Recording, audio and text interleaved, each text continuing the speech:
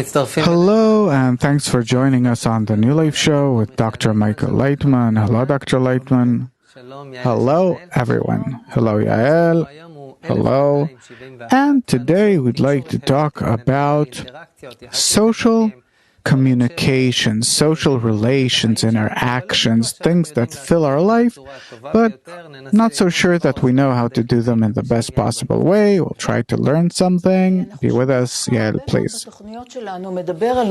On our show, we hear you a lot talk about interpersonal relationships, about people coming closer, about the entire matter of social relations as something very meaningful in all of our lives, and certainly according to the wisdom of Kabbalah. And we'd like to look at several interesting aspects about communication or relations that seemingly we understand what that is, but this time we want to deepen a bit. And let's start with social connections in nature, social relations. We have interactions, we relate to each other, we have societies, we have a person in a society. In nature itself, besides people, are there social laws too? Dr. Laitman, yes, but they're not called social. These are instincts. And therefore, it's determined by the laws of nature, like ants, suppose. They have a society. Oh, you bet, what a society. They're families of animals, and so on, at least for a certain period of time that they connect between them and so on. But these are instincts. It's immersed in nature, whereas it's not immersed in the nature of human beings, but it's something that we ourselves have to develop. Yeah, the emotional element, Dr. Laitman, animals have no emotional element because it's something that they don't develop themselves. The emotion exists, but it's controlled by nature. We have to bring ourselves to a state, to a degree, where emotionally, intellectually, we build. First and foremost, in mind and heart, a system, and then, if we're talking about this world, then we realize it in practice and matter in this world. Yeah, about the intellectual, emotional systems, looking from the outside in, or their culture, suppose, where the connection between people is very warm. There are cultures where the connection is very distant. There are places where the connection is even physical. There are places where it's verbal. There are places where the connection is very emotional, very dramatic. And there are places where it seems really dry, cold, beyond all the theater that we see, its external appearances that exist in every culture, person. In regard to the connection itself, a person who's more emotional, his connection to other people is closer than a person who's, for example, more business-like and more, technical-like. Dr. Laitman, we do not know how to measure and show everyone exactly the measure to which a person participates or doesn't participate with others. Better to say participates. That's a kind of word that there's not too much emotion there. And therefore, it seems to me that this is our problem, that we don't know, therefore, how to measure the extent to which a person comes out of himself toward others. He himself doesn't know, and we don't know. And therefore, we can see some kind of movie and cry, and what does the actor do there? He's not concerned with what he's doing. He doesn't really care about it. He did the movie and goes and does the very opposite. He doesn't care. He's an actor. So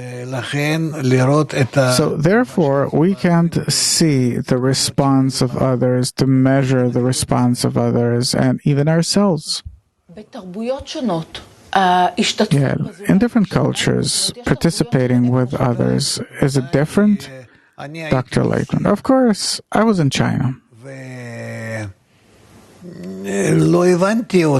And I didn't understand them. They all seem like puppets that you wind a spring and they act accordingly, until I got to know some of them and I started to feel an ocean of emotions there and a warm heart and really people that want to help and do.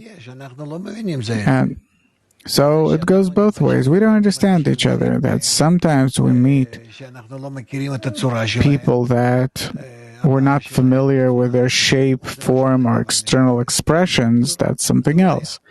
In short, it's a problem. So you're actually saying that the external expression says nothing actually about the measure of a person's inner participation, of closeness with another person. Throughout history, on the axis of time, is there a difference in the measure of a person's participation, involvement with another person? Is today different than the past? Dr. Laitman, of course. A person is new every day. His ego develops more and more. And maybe by that, he better understands others, better understands himself, knows how to use egoistically or the other way around already if he's corrected and so on. But on a daily basis, the changes in everyone are vast and in society as a whole. Yeah, and where's this all headed? Dr. Laitman, toward the greater and greater egoistic development up to the point of the recognition of evil. Yeah, do we come closer or move away from each other? Dr. Laitman, we use each other more, exploit each other. Yael, and about participating with each other on an emotional level in a heartly fashion. Dr. Laitman, where do you see that? Today, children take their parents to court.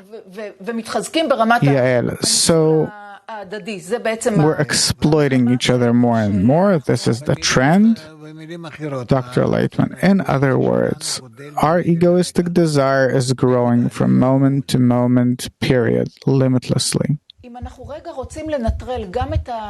Yael, if we want to neutralize the influence of time and the influence of cultures, are there rules of how to connect in society that are beyond time, that are beyond one culture or another? Dr. Laitman, what's good for the ego? This is what develops from generation to generation and exists. That's the rule. Yeah, can you explain? Dr. Laitman, all of us behave according to our ego and to the measure to which our ego develops, and it's developing all the time. Accordingly, we want to realize it, and therefore we're all the time changing society, the way we behave toward each other, and so on all levels. Owen, I want to ask about another aspect in our discussion. How do social interactions influence our life? If we look at a child, we know that if we don't start developing his ability to connect to other children at a certain age, he will not develop. Why are social interactions so important to our development? Dr. Laitman, because we live in a society, in a human society, and we can't provide a life for ourselves like animals do. An animal, throw it in the forest. It continues to exist. It'll find something to eat, where to sleep. It doesn't need clothes. It doesn't need a house. It doesn't need society. Everyone lives that way. Whereas man can't. Man is a social creature, meaning he needs a society. Without society, you can't survive. Dr. Laitman, what is it? Why does he need society? What does he need? Dr. Laitman, it's a kind of animal that has to live in society. Oh, and what does man have to receive from society? Dr. Laitman, he can't provide what he needs for himself. Oh, and what? Food, Dr. Laitman. Food, sex, family, afterwards money, honor, knowledge, all of these things. He needs many things. An animal, if you give it food, it doesn't need fur, it doesn't need a house, it'll get along with all these things. It will also find food. But if you give it food, that's it. It's not looking for anything beyond that. Not looking. Whereas man,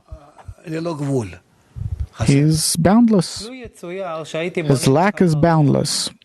Oren, suppose you have a castle with food for 1,000 years. And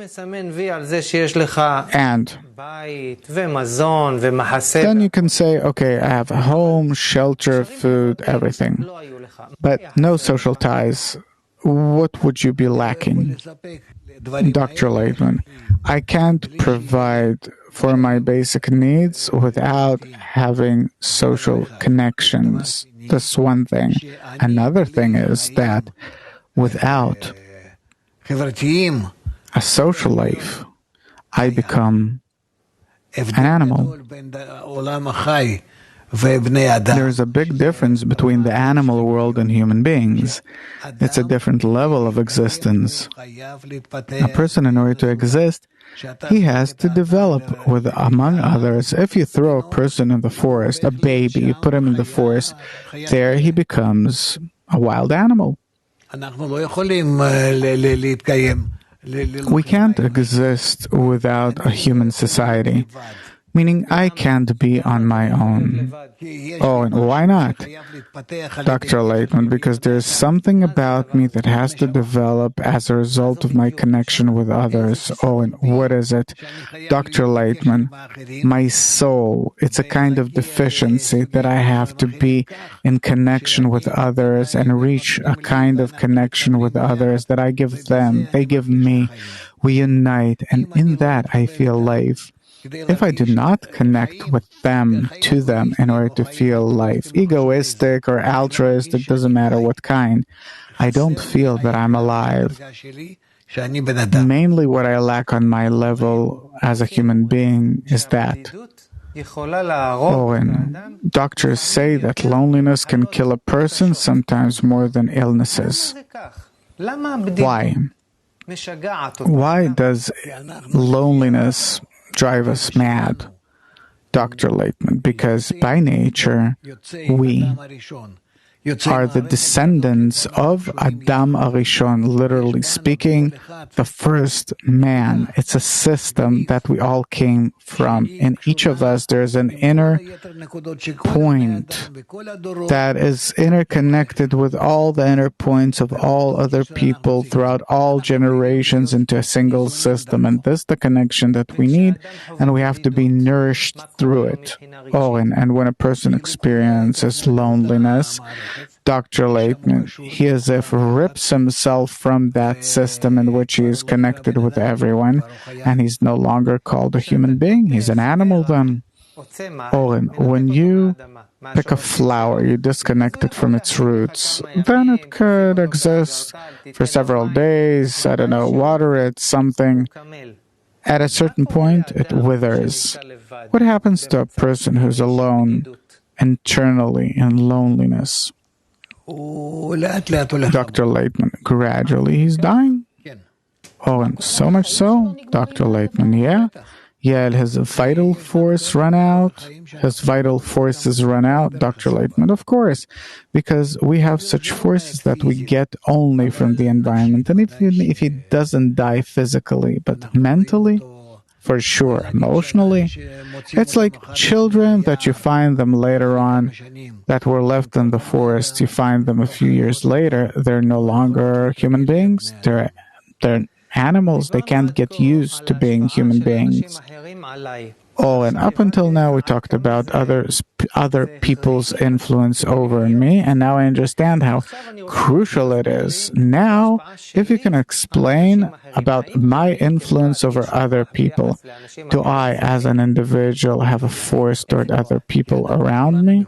Dr. Laitman, of course, because we're all connected in that one system called Adam. Oh, and what is this system? Dr. Laitman, that in each of us there is a one tiny point of desire, and all of our desires in each and every one of us are all interconnected in a system called Adam. And we have to be nourished by that system. And we are nourished by it.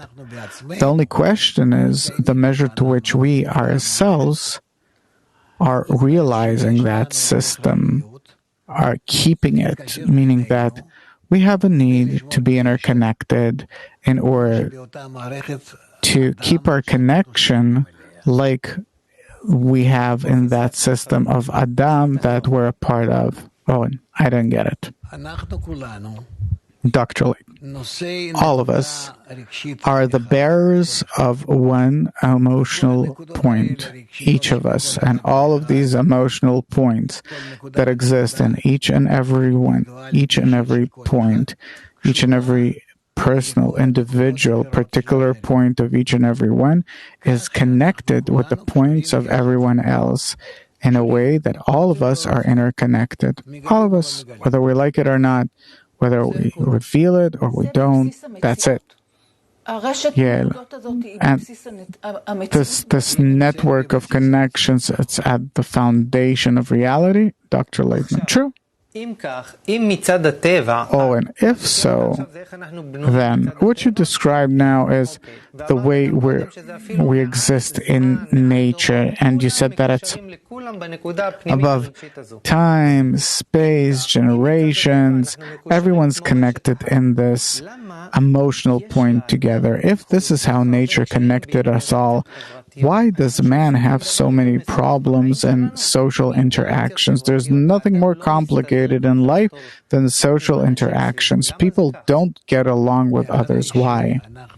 Dr. Lake, because after we got this shape together, all of us, where we're all interconnected like a ball, we also have received an egoistical addition, mutual hate toward each other, and this hate that became revealed in everyone blew this ball up, and as if we moved away from each other, very far away. Yeah, and why is it still so hard? I don't know a single person that his entire social life was good. We're trying to correct things that we got tangled up. Why is it so complicated? What makes this so complicated?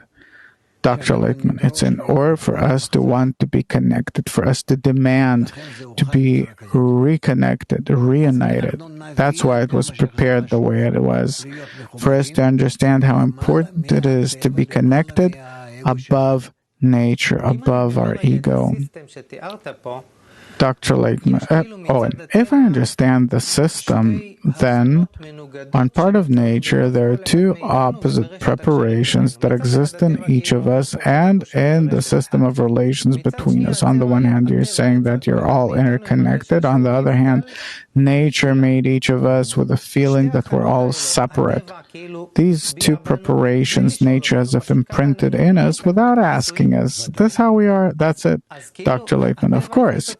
Oh, and so as if nature tangled us up, connected us, and separated us, distinguished us. Dr. Laitman, true. Oh, and true, but, things are hard. Dr. Laitman, no one said it's easy. Of course, nature really tangled us up together, like you said. And what? Oh, okay, I understand. So a person doesn't have to relate to himself as if something's screwed about him. Is that normal, what's happening? Dr. Laitman, it's normal until it starts bittering our life. Oh, and suppose we start advancing in a proactive direction, that a person wants to start building the right relations with other people. What is the first rule that a person has to keep in his connection to other people? In this entire entanglement, Dr. Laitman, that you start accustoming yourself to seeing all of humanity as one system. Oh, and I don't know where all of humanity is. What does this mean, Dr. Laitman? All people connected.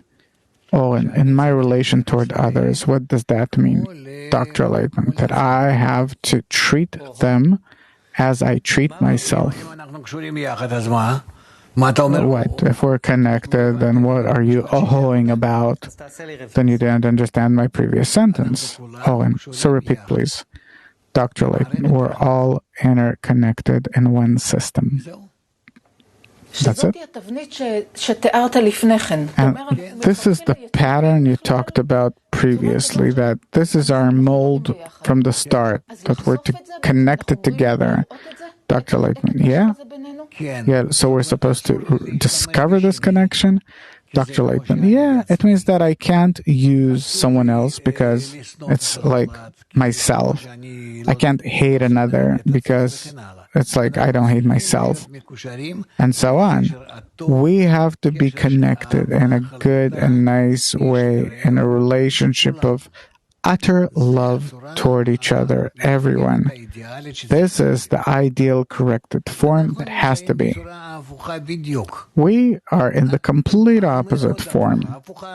Completely opposite. The opposite of the opposite. Why? And also, it's something that's hidden from us in order not to show us the abyss that's right in front of us, that we will gradually discover and correct. Yeah. What is this abyss? Dr. Laitman, our ego. That instead of connection, instead of love, we have disconnection and love. Disconnection is one thing, but also hate. Instead of connection and love. Yeah, so there are several stages here. First of all, we're disconnected from each other. We don't see that all of us are interconnected. So first of all, to even understand emotionally that this is the situation. Afterwards, to maybe start coming a bit closer if there's disconnection, and then to overcome all of these feelings and develop a feeling of love. There's a process here. Dr. Laitman, I understand that you're an educated person, a psychologist, and so on, but it doesn't exactly follow the laws of psychology. There are laws here that are determined by nature about how to come closer in these opposite discernments, from hate between people to love. Owen, you're saying that these laws are not exactly psychological. Is it related to human courtesy? For hundreds of years, maybe even more, people are taught how to be courteous, to behave more nicely toward each other. Dr. Laitman, how do you teach them? Are you giving them exercises in order to tie them together? I don't get the question. Dr. Laitman, you don't even get the question. You want to bring them closer between them, or what? In school. You know what? Not even school. In kindergarten. My mother was a kindergarten teacher. Kids fight all the time. I don't know why. He takes this, he takes that. Give me back. So intuitively, what do you say? Be nice, don't be that way, don't take. He's hearing it from kindergarten, comes to school, he's told, behave nicely, don't hit, don't do. He finishes school. You see, as a grown-up, there are those that really keep the laws. Dr. Laitman. Afterwards, he's brought to a court, and the judge tells him, behave nicely. Well, exactly, it's funny, but it's not, because it's life. And you're saying that the rules of the correct interconnection between people is for a person to feel that he's interconnected with everyone, and therefore he has to relate to everyone that way. Dr. Laitman, therefore, that's why I asked, what were you taught in school? Were you taught to love others or how not to hit? And you not to hit him so he won't hit you back. These are completely different laws. Owen, we have 1 minute left. What is the most important thing that has to be taught in relation to the right interactions between people? Dr. Laitman, that in our life, the most important thing is the connection between us, that our life exists in the connection between us, between you and me. This is where life is. If we think about that, we will already have an approach to the secret of life. Dr. Laitman, thank you very much. Thank you, Yael. Thank you for being with us. Till next time, all the best.